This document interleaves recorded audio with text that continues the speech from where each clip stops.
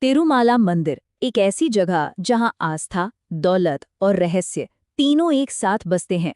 हर साल करोड़ों लोग यहां आते हैं। ये सिर्फ एक मंदिर नहीं, बल्कि एक ऐसा धाम है जहां लोग मानते हैं कि चमत्कार आज भी होते हैं। तो चलिए आज इसी एक सवाल के इर्द गिर्द घूमती कहानी को समझने की कोशिश करते हैं। एक ऐसी कहानी जो भक्ति और आज के मॉडर्न बिजनेस के बीच की लकीर को थोड़ा धुंधला कर देती है। सबसे पहले आइए उन चमत्कारी कहानियों की दुनिया में चलते हैं जो लाखों करोड़ों श्रद्धालुओं को यहाँ तक खींच लाती हैं।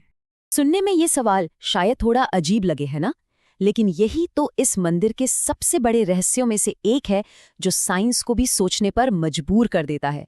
तो यहाँ कुछ ऐसी अनसुनी अनसुलझी घटनाएं हैं जो इस मंदिर से जुड़ी हुई हैं, और यही बातें श्रद्धा और रहस्य की भावना को और भी गहरा कर देती हैं। अब देखिए, सबसे दिलचस्प बात यह है कि मंदिर के पुजारियों का मानना है कि ये भगवान के जीवित होने का सबूत है। हर सुबह वो इस नमी को एक रेशमी कपड़े से बड़े धीरे से पोंछते हैं। सोचिए, एक ऐसा रहस्य जो हर सुबह दोहराया जाता है। और बात यहीं खत्म नहीं होती।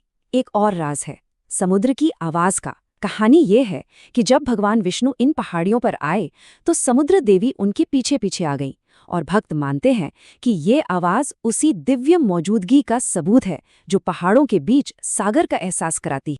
ये कहानी इस बात को और भी दिलचस्प बना देती है कि यहाँ दिया गया हर दान इतना खास क्यों माना जाता है। भक्तों को लगता है कि वो भगवान को उनका एक वादा पूरा करने में मदद कर रहे हैं। ये सिर्फ एक दान नहीं है, ये एक दिव्य कर्ज चुकाने में भागीदारी है। तो चलिए अब इन पौराणिक कथाओं से निकलकर जरा हकीकत की दुनिया में आते हैं और देखते हैं कि इस मंदिर का पैमाना कितना बड़ा है और यहाँ आने वालों की संख्या कितनी अविश्वसनीय है। ये सिर्फ पहाड़ियां नहीं हैं, ये आस्था का जीता जागता प्रतीक है। हर पहाड़ी का अपना एक नाम और अपनी एक कहानी है जो इस जगह के आध्यात्मिक भूगोल को बनाती है।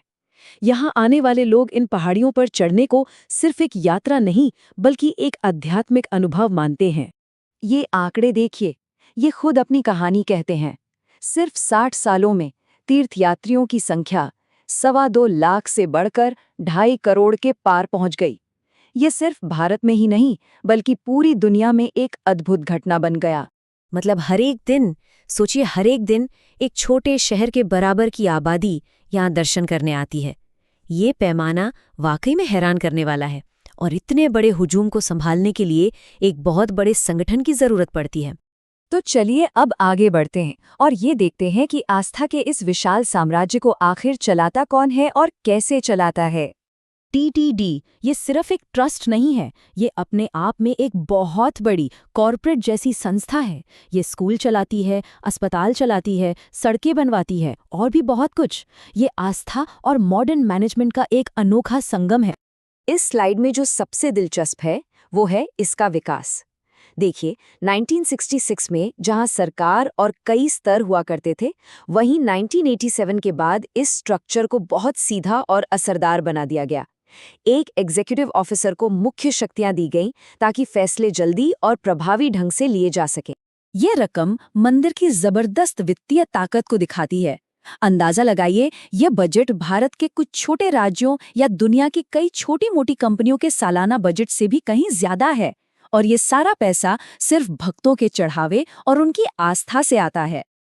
ये चार्ट साफ साफ दिखाता है कि टीटीडी की दौलत आती कहां से है। सबसे बड़ा हिस्सा 41% हुंडी यानी दान पेटी में आने वाले चढ़ावे से है, और दूसरा सबसे बड़ा सोर्स वो है निवेश पर मिलने वाला ब्याज। ये बताता है कि टीटीडी एक स्मार्ट फाइनेंशियल मैनेजर भी है। अब बात करते हैं एक ऐसी चीज की जो आस्था, परंपरा और औद्योगिक पैमाने पर उत्पादन, इन तीनों के संगम का एक बेहतरीन उदाहरण है। तिरुपति का लड्डू सिर्फ एक मिठाई नहीं है, नहीं, ये भगवान का आशीर्वाद है जिसे हर भक्त अपने साथ घर ले जाना चाहता है। और इसे जो जीआई टैग मिला है वो इस बात की गारंटी देता है कि इसकी पवित्रता और क्वालिटी हमेशा बनी रहे और कोई इसकी नकल न कर पाए। रोजाना 2.5 लाख लड्डू, ये नंबर अपने आप में मंदिर के कामकाज के पैमाने को दिखाता है। सोचिए, ये एक बहुत बड़ा इंडस्ट्रियल प्रोसेस है जो पूरी तरह से आस्था और परंपरा के नियमों के हिसाब से चलता है। चलिए अब इस पूरी पड़ताल के सबसे अहम मोड़ पर आते हैं। यहाँ हम देखेंगे कि कैसे प्रतिष्ठित लड्डू का इस्तेमाल करके आज के दौर की सबसे बड़ी चुनौती यानी गलत सूचना से लड़ाई लड़ी गई। ये एक बहुत ही संवेदनशील आरोप था। इसने सीधे सीधे लाखों लोगों की धार्मिक भावनाओं पर हमला किया।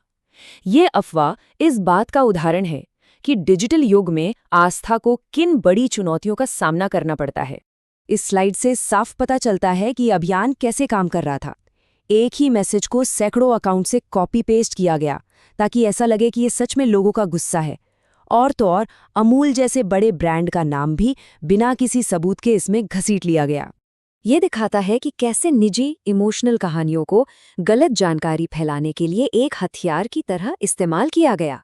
ये कहानी इतनी भरोसेमंद लगती है कि लोग इसे बिना सोचे समझे शेयर कर देते हैं और बस झूठ जंगल की आग की तरह फैल जाता है। और अंत में यही सवाल हमें सोचने पर मजबूर करता है।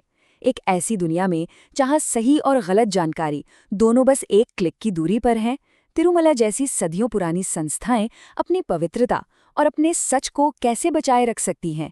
ये एक ऐसी चुनौती है जिसका जवाब शायद हमें आने वाले वक्त में ही मिलेगा।